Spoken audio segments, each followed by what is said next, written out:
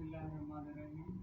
Dear student, आज का जो हमारा टॉपिक है basic concept of autonomic pharmacology.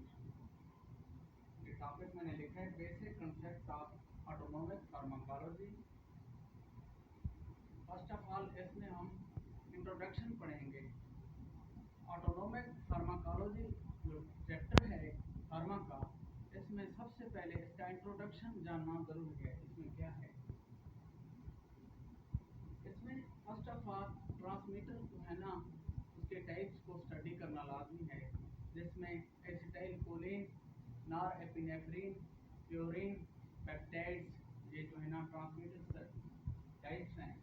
और उसके साथ जो है ना उस ट्रांसमीटर की सेंसिस हो रही है, और स्टोरेज, उसकी रिलीज, उसकी टर्मिनेशन। लेकिन द मोस्ट इम्पॉर्टेंट इनमें सबसे ज़्यादा ऑटोनोमिक नर्वस सिस्टम और फार्माकोलॉजी में है कि रिसेप्टर, इसका जाना बहुत ज़्यादा ज़रूरी है। ऑटोनोमिक नर्वस सिस्टम को समझने के लिए रिसेप्टर का जाना बहुत ज़रूरी है। मैंने लिखा है क्लासिफिकेशन ऑफ रिसेप्टर। इसमें फर्स्ट ऑफ ऑल हमारे पास है Reno receptor. Autonomic nervous system of pharmacology जो है ना, उसमें रिसेप्टर का जानना इसलिए ज़रूरी है कि वो हमारे बॉडी में कहाँ पाए जाते हैं, कहाँ पे रिसेप्टर डायलेट कर रहे हैं, कहाँ पे कंट्रैक्ट कर रहे हैं, ये इसलिए जानना ज़रूरी है। ये सारा इसका जो है ना बेस इसी पे है, रिसेप्टर पे ही है। फर्स्ट ऑफ ऑल हमारे पास रिसेप्टर है रीनो रिसेप्टर। रीनो रिसेप्टर में इसके फर्दर टाइप्स हैं alpha receptor, beta receptor.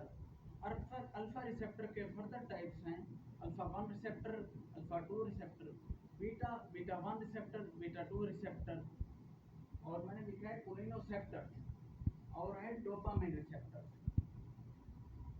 Autonomic में 3 टाइप्स ऑफ रिसेप्टर, एक है रीनो रिसेप्टर, एक है कोलिनोसेप्टर, एक है डोपामाइन रिसेप्टर। लेकिन हम इस टॉपिक में, आज के टॉपिक में जस्ट कोलिनोसेप्टर जो रिसेप्टर हैं उसको ही स्टडी करेंगे, डिस्कस करेंगे। डियर स्टूडेंट, आप सब ने गौर से देखना है, सुनना है।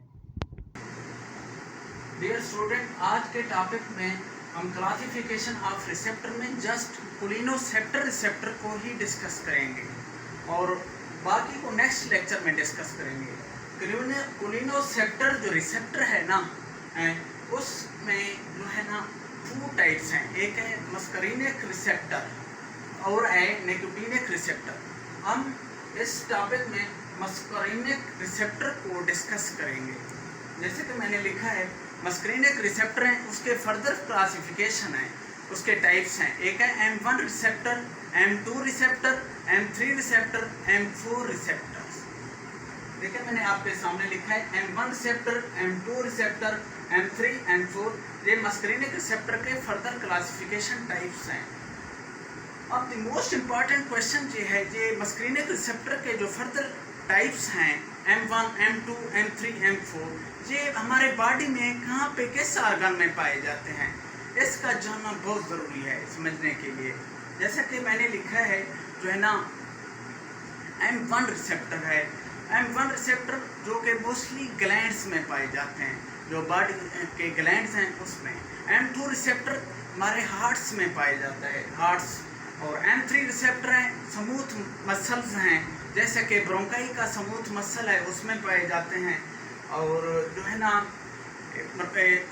गैस्ट्रोइंटेस्टाइनल ट्रैक्ट के स्मूथ मसल हैं उसमें पाया जाता है, और जो है ना जेनिटोजुरैनी ट्रैक्ट है उसके स्मूथ मसल में जो है ना M3 रिसेप्टर पाया जाता है।